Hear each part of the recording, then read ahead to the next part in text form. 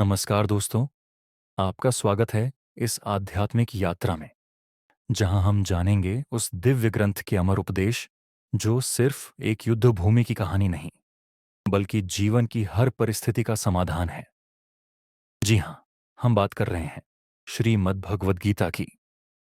यह केवल 700 श्लोकों का संग्रह नहीं है, बल्कि आत्मा का विज्ञान है, कर्म का दर्शन है और जीवन जीने की एक दिव्य कला है।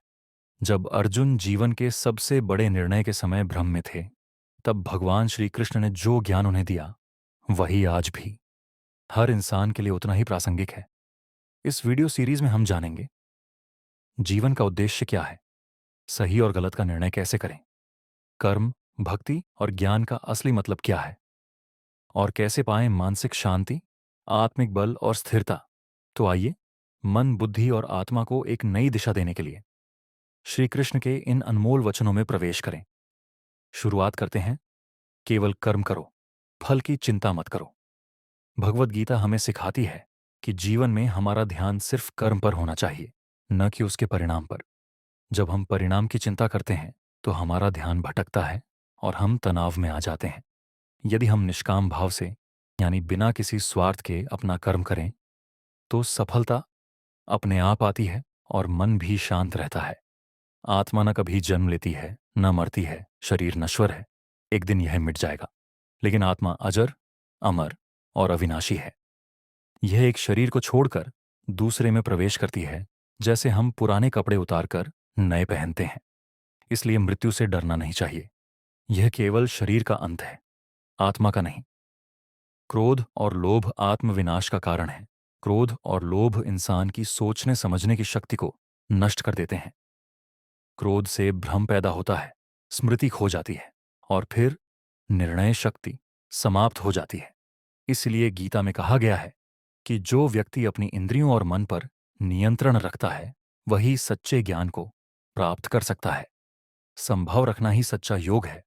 सच्चा योगी वह है जो हर परिस्थिति में एक समान भाव रखता है, चाहे वह सुख हो या दुख, लाभ हो या हानि, प्रशंसा हो या आलोचना। ऐसा व्यक्ति न तो खुशी में उन्मत्त होता है, न दुख में टूटता है। यह स्थिरता ही आंतरिक शांति की कुंजी है। जो हुआ वह ठीक ही हुआ। भगवान श्री कृष्ण कहते हैं कि जो भी हुआ, जो हो रहा है और जो होगा, वह सब किसी न किसी उद्देश्य से होता है। हमें केवल वर्तमान में जीना चाहिए। अतीत की चिंता और भविष्य की आशंका दोनों ही मानसिक अशांति का कारण है। जब हम ईश्वर पर भरोसा करते हैं, तो हर परिस्थिति में समाधान दिखाई देने लगता है। अपने धर्म का पालन करना सर्वोच्च है। हर इंसान का एक स्वधर्म, अपना कर्तव्य होता है, जो उसके स्वभाव और भूमिका के अनुसार होता है। यदि हम दूसरों का कार्य करने की कोशिश करते हैं, तो वह हमारी प्रकृति से मेल नहीं खाता और अशांति उत्पन्न करता है। इसीलिए अपने कर्तव्य का पालन ईमानदारी से करना सबसे श्रेष्ठ है। मन ही दोस्त है और मन ही दुश्मन। अगर मन को नियंत्रित किया जाए, तो वह सबसे अच्छा मित्र बनता है, लेकिन अगर वह भटक जाए, तो सबसे बड़ा शत्रु बन जाता है। इसीलिए ध्यान, योग और सत्संग के माध्यम से मन को साधना जरूरी है। सच्चा ज्ञानी वही है जो सभी प्राणियों में ईश्वर को देखता है। जब इंसान में यह दृष्टि विकसित हो जाती है कि हर जीव में एक ही आत्मा है, चाहे वह अमीर हो या गरीब, ज्ञानी हो या अज्ञानी, तब वह सच्चा योगी बन जाता है। ऐसे व्यक्ति में द्वेष, घृणा और अहंकार समाप्त हो जाते हैं। भक्ति मार्ग सबसे सरल और श्रेष्ठ है।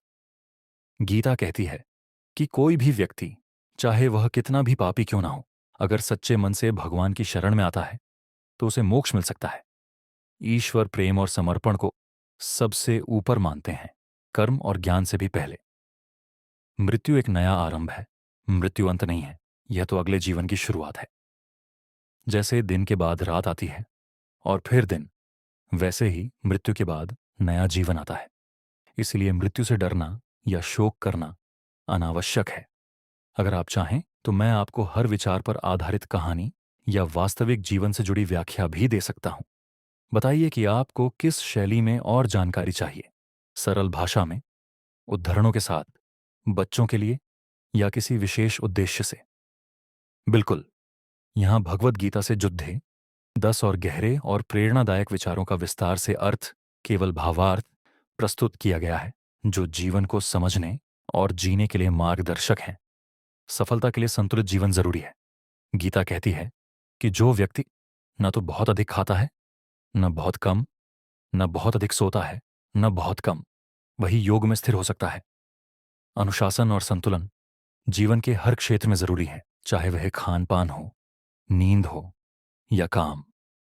अपने कर्म को ईश्वर को अर्पित करो। जो भी काम हम करें, पढ़ाई, नौकरी, सेवा या व्यापार, अगर हम उसे ईश्वर को समर्पित भावना से करें तो वह पवित्र बन जाता है। इस तरह हम अहंकार और स्वार्थ से मुक्त होकर कर्म करते हैं, जो आत्मिक उन्नति का मार्ग है। मोह, अटैचमेंट, दुख का कारण है। जब हम किसी वस्तु, व्यक्ति या स्थिति से अत्यधिक जुड़ जाते हैं तो उनका नुकसान हमें दुख देता है। गीता सिखाती है कि मोह से ऊपर उठना जरूरी है, क्योंकि मोह हमें बंधन में डालता है और आत्मा को स्वतंत्र नहीं रहने देता। सच्चा त्याग मानसिक होता है, बाहरी नहीं। त्याग का मतलब यह नहीं कि हम घर, परिवार या वस्तुएं छोड़ दें। गीता के अनुसार सच्चा त्याग यह है कि हम अपने कर्मों में मैं और मेरा की भावना छोड़ दें, यानी अहंकार और स्वार्थ का त्याग करें। जीवन एक युद्ध है, अंदर और बाहर, दोनों अर्जुन की तरह। हम सब भी जीवन के रणभूमि में खड़े हैं, जहां हमें सही और गलत, कर्तव्य और मोह, विश्वास और भय के बीच निर्णय। आत्मा की अमरता और स्थिरता श्री कृष्ण गीता में कहते हैं, न आत्मा का जन्म होता है, न मृत्यु। वह न मरता है, न जलता है, न कटता है। ये विचार हमें मृत्यु के भय से मुक्त करता है और जीवन की क्षणिकता को समझने में मदद करता है। जब हम यह जान जाते हैं कि आत्मा अमर है, तो हम सांसारिक मोह, लोभ और भय से ऊपर उठ सकते हैं। मोह माया से मुक्ति। श्री कृष्ण बार बार यह समझाते हैं कि मोह और माया ही दुख का मूल कारण है। हम जो कुछ भी अपने जीवन में अनुभव करते हैं, सुख, दुख, प्रेम, घृणा, वे सभी अस्थायी हैं। उन्होंने अर्जुन से कहा, जो हुआ वह अच्छा हुआ, जो हो रहा है वह अच्छा हो रहा है, जो होगा वह भी अच्छा ही होगा। ये विचार हमें वर्तमान को स्वीकार करने और हर परिस्थिति में शांत रहने की प्रेरणा देता है। मन पर नियंत्रण। श्री कृष्ण कहते हैं, मनुष्य स्वयं ही अपना मित्र है और स्वयं ही अपना शत्रु। ये विचार अत्यंत शक्तिशाली है। यदि हमारा मन नियंत्रित है तो हम जीवन के किसी भी संघर्ष को पार कर सकते हैं, लेकिन यदि मन विक्षिप्त है तो यह हमें भ्रम, क्रोध, ईर्ष्या और अहंकार में डुबो देता है। योग और ध्यान से मन को साधना ही आत्मविकास की पहली सीढ़ी है। अहंकार का त्याग। श्री कृष्ण अहंकार को विनाश का मार्ग मानते हैं। उनका जीवन स्वयं नम्रता, सेवा और प्रेम का प्रतीक है। उन्होंने रथ चलाने से लेकर गोवर्धन उठाने तक सभी कार्य बिना किसी अहंकार के किए। वे यह सिखाते हैं कि जो व्यक्ति स्वयं को सबसे बड़ा समझता है, उसका पतन निश्चित होता है। भक्ति और समर्पण का महत्व। श्री कृष्ण ने कहा, जो भी मुझे प्रेम और भक्ति से याद करता है, मैं सदैव उसकी रक्षा करता हूं। उनका यह वचन यह बताता है कि भक्ति केवल पूजा या मंत्र नहीं है, बल्कि वह एक सच्चा संबंध है जिसमें श्रद्धा, विश्वास और समर्पण होता है। जब हम अपने समस्त कार्यों को भगवान को समर्पित कर देते हैं तो जीवन का बोझ हल्का हो जाता है और हमें आंतरिक शांति प्राप्त होती है। निष्कर्ष, श्री कृष्ण के विचार कालातीत हैं। वे आज भी उतने ही प्रासंगिक हैं जितने द्वापर युग में थे। उनका हर उपदेश हमें यह सिखाता है कि जीवन को कैसे संतुलन, धैर्य, विवेक और भक्ति के साथ जिया जाए। यदि हम उनके विचारों को अपने जीवन में उतार लें तो न केवल हमारा जीवन सफल होगा, बल्कि समाज में भी शांति, प्रेम और सद्भाव की स्थापना संभव हो सकेगी। भगवान श्री कृष्ण केवल एक धार्मिक या पौराणिक चरित्र नहीं है, बल्कि वे एक दार्शनिक, योगी, प्रेमी, योद्धा और एक कुशल राजनीतिज्ञ भी थे। उनका जीवन और उनके उपदेश, विशेषकर श्रीमद् भगवद गीता में दिए गए विचार, आज भी मानव जीवन के हर पहलू के लिए प्रेरणा स्रोत हैं। श्री कृष्ण के विचार हमें न केवल धर्म और नीति की राह दिखाते हैं, बल्कि हमें यह भी सिखाते हैं कि कठिन परिस्थितियों में किस प्रकार धैर्य, विवेक और समर्पण के साथ जीवन जीना चाहिए। अगर आपको ये वीडियो पसंद आया हो तो लाइक जरूर करें और ऐसे ही और वीडियो देखने के लिए चैनल को सब्सक्राइब करना न भूलें। धन्यवाद।